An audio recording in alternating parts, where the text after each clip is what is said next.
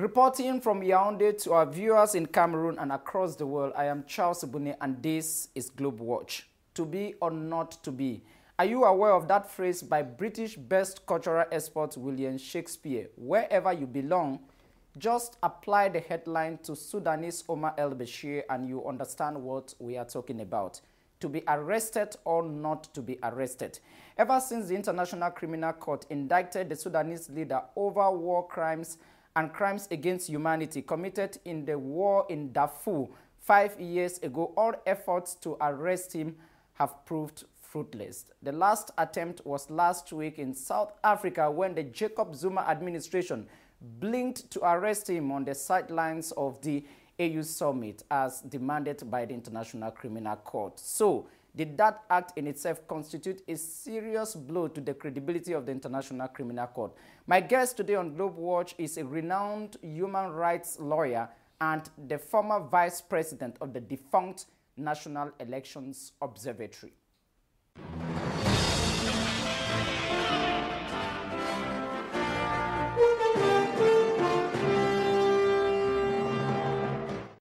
Justice Diana ACHA, thanks very much for accepting our invitation on Globe Watch. Thank you very much for inviting me. As a human rights lawyer, June 15, 2015, the day the South African government failed to obey the instructions of the International Criminal Court was not only a bad day for the victims of the Sudan crisis in Darfur, but it was equally a bad day for the credibility of the International Criminal Court. Well, a bad day for the Criminal Court, I wouldn't say it was just that day. The Criminal Court has certain difficulties, if you want to put it that way, in the sense that it is a criminal court. Criminal law is one of those areas where it usually has national jurisdiction. In its simplest form, it reproaches and punishes behaviors that the generality of any community have agreed are immoral and beyond morality in terms of religion. They threaten the social order and social cohesion of the society. And to avoid anarchy, they then set up these laws to punish those who breach those norms they've decided are repressible under their laws. When the international community now decides to move into the realm of criminal law, international criminal law, it therefore means that the generality of the international community has identified certain behaviors: torture, war crimes, inhumane treatment, genocide, as behaviors which are unacceptable, which threaten social order, which threaten peace and security. And this is the responsibility of the ICC. It was a bad day on June 15 because one of their clients did not finally end in their dragnet. Well, when you look at the issues involved, there are two issues here. We say the generality of the communities. We go back to the United Nations Convention on Civil and Political Rights that has a fundamental norm that governs this repression: equality before the law, equality under the law. This is the point African leaders take issue with. If there is equality under the law, why is it only Africans, in particular African heads of states, which are being taken before this court? Secondly, he was attending an African Union meeting. He is the elected head of state of Sudan. Whether or not these elections were fair or whatever, he is the de facto elected head of state of Sudan. And under the norms of international customary law, under the Vienna Convention, heads of states enjoy immunity. Zuma, the South African state, took the trouble to restate that all heads of states attending this meeting would enjoy that immunity. They didn't need to do this, but they reiterated this. So you now have a head of state in their territory who enjoys this immunity. You now have a head of state in their territory with an international warrant, which the African Union has contested. Don't forget this. The African Union has clearly stated that the International Criminal Court should not try sitting heads of state. This was greatly debated when Kenyatta had to go before the court. But the court has ignored this. When we talk of equality under the law, you've had issues with the behavior of the United States, torturing British citizens, French citizens, Iranians, Iraqis, and nothing has been done. If nothing, it's simply, if nothing is happening to such crimes that you are describing in Iraq during the 2003 war in Afghanistan, it's simply because African government said, please, the International Criminal Court, come and help us. Come and help us. It is Alassane Ouattara who flew Laurent Gbagbo to the ICC. It is the Congolese president who sent Jean-Pierre Bemba, Thomas Lubanga. It is Catherine Samba-Panza who asked for the International Criminal Court to come and investigate crimes in the Central African Republic. The United States of America never asked. So Africans are complaining when they kill to themselves. That is a very important point. And in the case of Kenya, it is the investigator Waki who sent the report. Good. A Kenyan? Yes, a Kenyan who forwarded the report. However, this having been said, I believe that what needs to be done, these crimes must be punished. Don't get me wrong. I am not condoning any torture or any inhumane treatment. By the way, at least 400,000 people have died in Sudan, 2 million others displaced. I'm using United Nations statistics. But these people were worried that finally we thought that Bashir, this is the last point, because South Africa is a signatory to the ICC Rome Statute and has by right to comply. And one of the rules in that compliance is arresting anybody found in its territory who has been indicted by the ICC. She failed maybe because she wanted to do a kind of PRO after the xenophobic attacks to tell Africans that we are not betraying you. I don't know if that is what happened. I think South Africa found himself in conflict. Here you are hosting an African Union meeting. The African heads of states have unequivocally stated that we don't want any head of state, African head of state, to be tried, a sitting head of state. So on the one hand, you are a signatory to this convention. On the other hand, you are a member of the AU. You are the host. You've guaranteed them their safety and their immunity. And I think that's why it turned a blind eye. But I think even more serious is the fact that the South African courts themselves were hearing this matter. And by letting him go, they did not just defy the ICC, but they ignored their own courts that has said he shouldn't leave. While we do... So you agree with the South African judge, Justin Lambo, who said that the South African government had acted unconstitutionally. Was that sound? If you do not respect your own courts, then you're giving ammunition to the international community.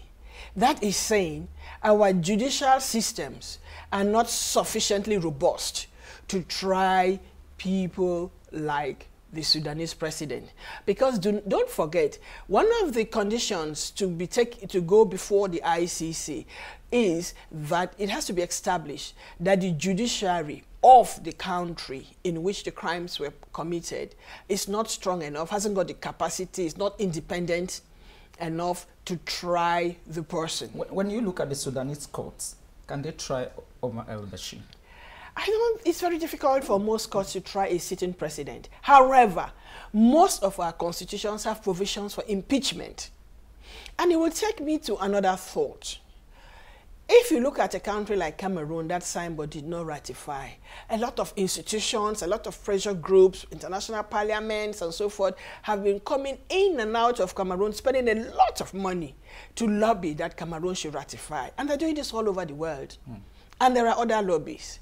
Why not spend this money instead as partners to strengthen our judiciary so that we can try these people in our own countries? That would be more acceptable. Why not have a more balanced international economic system whereby the Cameroonian, the Nigerian, the South African, the Sudanese can have the economic power and independence not to jump. You will hear in most African countries also, oh, the sitting government has bought the opposition. Why are they all for sale? Because they lack the economic power. Okay, just listen to the ICC reaction after the action of the South African government. Disappointing. We will still remain quietly optimistic and determined to see justice done in this case. Deputy Prosecutor James Stewart. Do you think there will be any possibility in the future for Omar al-Bashir to be arrested, or whosoever attending a meeting in a different country to receive instructions from the ICC? I think the ICC has serious problems because South Africa is not the first country. He goes in and out of Chad, another signatory to the convention. He's been to Djibouti, he's been to Egypt, he's been to Nigeria, he's been to so many countries, not just in Africa, that are signatories to the convention. So this in itself shows that the ICC lacks international acceptability. If you have countries like the United States, because you're talking of norms for the world community, global norms, the United States is not party to this, to the Rome Treaty. It signed, but later on never ratified, and later on said it has no intention of ratifying, thereby withdrawing. Russia, no. China, no. So, in terms of population of the world, the British no, the French no. In terms of population of the world, in terms of who controls the Security Council, because do not forget, Bashir was sent to the ICC not because he's party to the ICC, but through the UN Security Council. The UN Security Council has a mandate to use judicial, military, and other means wherever the world social order is threatened or peace is threatened. And it was this mandate that it used to transfer Bashir to the ICC as an international court. Yet, 3 members of the Security Council do not adhere to this court, but you're sending somebody to this court. But you remember that, if I'm not mistaken, it is Plato who said that justice is the will of the might. Is that what is happening in Sudan? Justice is the weight of the might. There's even something else lawyers say. The real justice you get is a lawyer you can afford.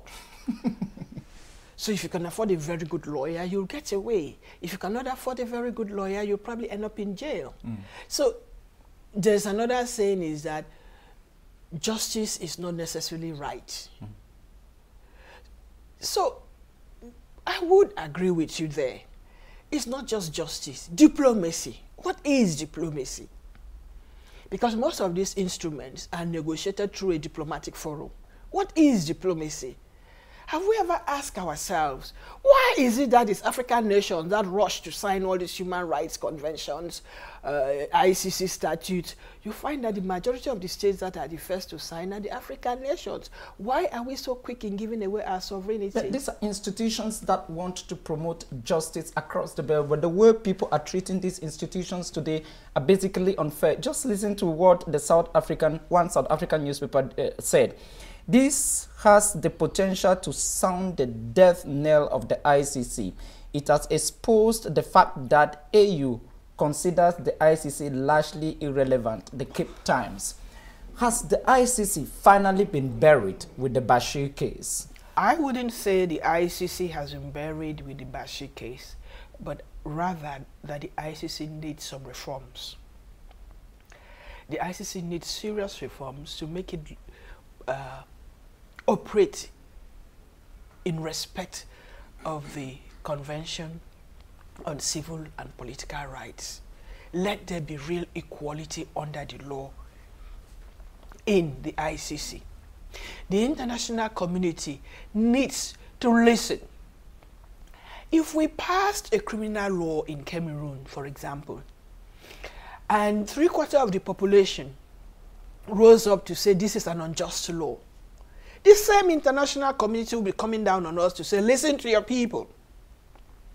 The African heads of states are saying the application of the ICC, of the Rome Statute, is unjust. Let them listen to the African heads of states and carry out the necessary amendments. Let them strengthen the judiciary. And let the Africans also, why not create an African court to hear these matters? With the necessary powers, with the necessary safeguards, to make sure that al-Bashir or any other person who commits crimes against his peoples could be tried.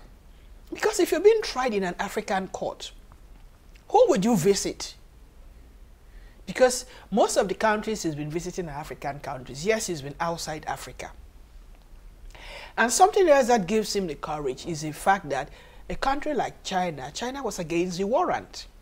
So you do not have universal acceptability on the issuance of the warrant because of selective justice.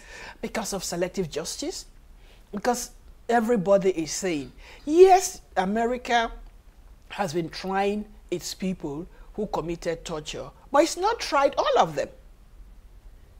It's only tried a few who've been brought to light. It's not carried out detailed investigations on its own. Dr. Diana Achamufor, the Europeans, the Americans, the British and the French will tell you that from a historical construction point of view, it is not only Africans who have been judged at the ICC, because the institution which led to the establishment of the ICC today, if you take the Nuremberg trials and whatsoever, they will tell you that other people have gone through this process, probably for the reasons of time. This is time for Africa. If you look at other people... After all, those leaders don't have the right to commit crimes against their populations. If you look at the Nuremberg trials, they were not just crimes against their populations. They were not national issues. They were international issues. It was as a result of a world war, of an international conflict. So it moves into the international arena. If the ICC dealt just with international conflicts, one would understand. This is an internal conflict. Yes, do not torture anybody. It is inhumane. Yes, do not massacre your people. But I repeat again, the ICC has only tried Africans. It's not tried anybody else. The ICC is a result of a 15-year debate, right from the time of Charles II. This debate has been going on since the 14th, I don't know what century. So it's a long-standing debate. However, when you're using it in internal conflicts, use it for all internal conflicts. If not, keep it in the international domain. Because then it's no longer an issue of sovereignty. You've taken your aggression outside of your national territory. Yes, I do not see what Sudanese court can try Bashir. When Transparency International says that Nigerian soldiers have committed extrajudicial killings on their war against Boko Haram, and that they should be brought on international justice or jurisdictions for such crimes. Events of people like Bashir simply tell the Nigerian administration that we can handle it ourselves. Personally, I know the Nigerian legal system, and I think Nigeria can handle that. And therefore, when you start calling on the international tribunal to try Nigerian soldiers, then I think you're diminishing the importance of that court. And you're giving the African leaders tools to say they are picking on us. The stronger nations are picking on us.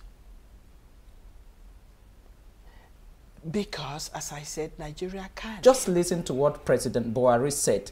Respect for human rights and adherence to the rule of law are the life and soul of the democratic system. We will not tolerate or condone impunity and reckless disregard for human rights. This is a president who has just come to office. He has not even made 100 days. 4 days or 8 days after his inauguration, Amnesty International says we have to try your soldiers. Was the timing wrong? To reiterate it, the timing was probably wrong. I say reiterate because Amnesty has been calling for those trials way before Buhari's election. And if you look at the role of Amnesty, Amnesty plays an important role as a whistleblower, as a lobbyist in drawing the attention of the world to human rights violation. I would like to think that all Amnesty was doing was reminding the new head of state that we have this issue pending, which you have to deal with. But when he does that, and it becomes what is talked about a lot, I think again it diminishes the importance of this work. Because like you said, the perception is, give Buhari a chance. He's just been sworn in. Wait and see what he will do. He's a former military man. He doesn't have the difficulties his predecessor had in handling the army. He would know what to do. And this is what the Nigerians themselves were saying, even during the campaigns. Buhari will be able to deal with the army better than his predecessor. Buhari will be able to fight Boko Haram better than his predecessor. So give him a few days. Let him settle it. In fact, it was uncalled for because even his inaugural speech dealt with this issue. On his inaugural speech contained information to the fact that they are going to make sure human rights are respected. Some of these human rights defenders talking of about 1,700 killed in a number of days and months in Nigeria would tell you that they are covered by international law to do these actions. But we all know that the Nigerian military, like the Cameroonian military, like the Chadian military, like the Nigerian military are fighting a bush war. What does the law say vis-a-vis the protection of soldiers fighting a bush war, if you like, a symmetric war? You see, the war conventions we have deal with regular armies. And with regards to terrorism, they come under any gangster, any bandit, any criminal. You still have to respect their human rights, unfortunately. Because you are a regular army. You are a well-trained army. If you descend to the barbaric level of Boko Haram, then there will be total chaos. There will be total breakdown of law and order. So they are still, like the head of state says, called upon to respect human rights wherever possible. Why did you use the expression wherever possible? In the respect of human rights, even in a regular war, traditional battles, there is the issue of proportionality. You cannot say, I'm respecting human rights when somebody is there with weapons, heavy weapons, aiming at you, and you say, oh, I'm a regular army, I'm going to try and arrest him, I won't shoot him. That's why I say wherever possible. If sometimes you have terrorists who use, even some regular armies have done it in the past, use civilian shields as human shields, and they are shooting at you, what do you do? So that's why it says wherever possible. That's why it says you use proportionality. If they have infiltrated a village and you're fighting them, there will be some collateral damage. As long as it's collateral, as long as it's proportionate, as long as it was unavoidable. But you cannot just decide to slaughter a whole village because there are some Boko Haram members in this village. You can round them up and interrogate them and try to decipher who is who. If you lock them up like it is alleged, you are under an obligation to feed them, to give them water, to give them clean clothes. I don't know what the findings will show, but the allegations are that they locked them up and let them starve to death. Is this true? We shall see when the investigations are carried out. Justice Diana Achamufo, at that level, we call it off. Thanks very much for accepting to be guest on our program. Thank you. You're welcome.